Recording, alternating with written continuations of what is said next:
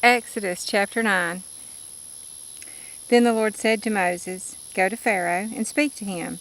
This is what the Lord, the God of the Hebrews, says, Let my people go, so that they may serve me.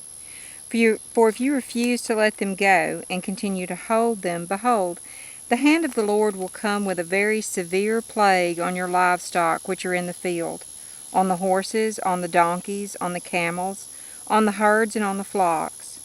But the Lord will make a distinction between the livestock of Israel and the livestock of Egypt, so that nothing will die of all that belongs to the sons of Israel. And the Lord set a definite time, saying, Tomorrow the Lord will do this thing in the land. So the Lord did this thing on the next day, and all the livestock of Egypt died, but not one of the livestock of the sons of Israel died.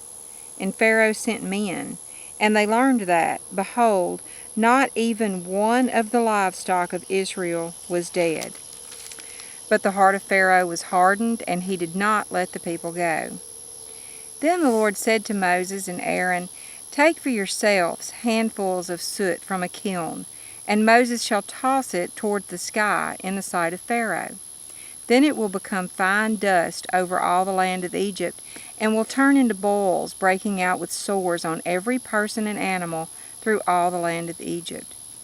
So they took soot from a kiln, and stood before Pharaoh, and Moses tossed it toward the sky, and it became boils, breaking out with sores on every person and animal. The soothsayer priest could not stand before Moses because of the boils, for the boils were on the soothsayer priests as well as on all the Egyptians. But the Lord hardened Pharaoh's heart, and he did not listen to them, just as the Lord had spoken to Moses. Then the Lord said to Moses, Rise up early in the morning, and stand before Pharaoh, and say to him, This is what the Lord, the God of the Hebrews, says, Let my people go, so that they may serve me. For this time I am going to send all my plagues on you and your servants and your people, so that you may know that there is no one like me in all the earth.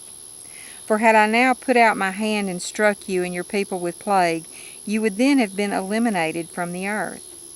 But indeed, for this reason I have allowed you to remain, in order to show you my power, and in order to proclaim my name throughout the earth.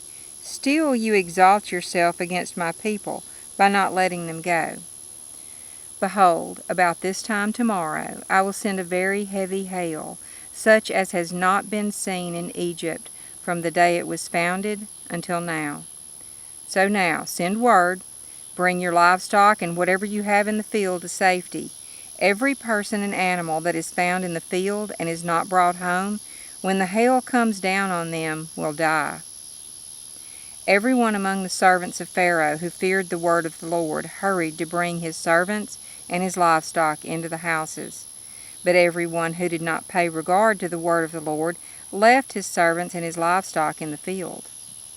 Now the Lord said to Moses, Reach out with your hand toward the sky, so that hail may fall on all the land of Egypt, on every person and animal, and on every plant of the field throughout the land of Egypt. So Moses reached out with his staff toward the sky, and the Lord sent thunder and hail, and fire ran down to the earth. And the Lord rained hail on the land of Egypt. So there was hail and fire flashing intermittently in the midst of the hail, which was very heavy, such as had not occurred in all the land of Egypt since it became a nation. The hail struck everything that was in the field through all the land of Egypt, from people to animals. The hail also struck every plant of the field, and shattered every tree of the field. Only in the land of Goshen, where the sons of Israel were, was there no hail. Then Pharaoh sent for Moses and Aaron, and said to them, I have sinned this time.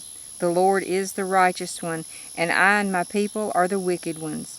Plead with the Lord, for there has been enough of God's thunder and hail. I will let you go, and you shall stay no longer. Moses said to him, As soon as I go out of the city, I will spread out my hands to the Lord.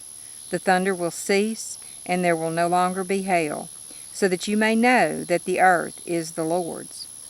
But for you and your servants, I know that you do not yet fear the Lord God. Now the flax and the barley were ruined, for the barley was in the ear, and the flax was in bud. But the wheat and the spelt were not ruined, for they ripened late. So Moses left the city from his meeting with Pharaoh, and spread out his hands to the Lord. And the thunder and the hail stopped, and rain no longer poured on the earth. But when Pharaoh saw that the rain and the hail and the thunder had stopped, he sinned again, and hardened his heart, he and his servants. So Pharaoh's heart was hardened, and he did not let the sons of Israel go, just as the Lord had spoken through Moses.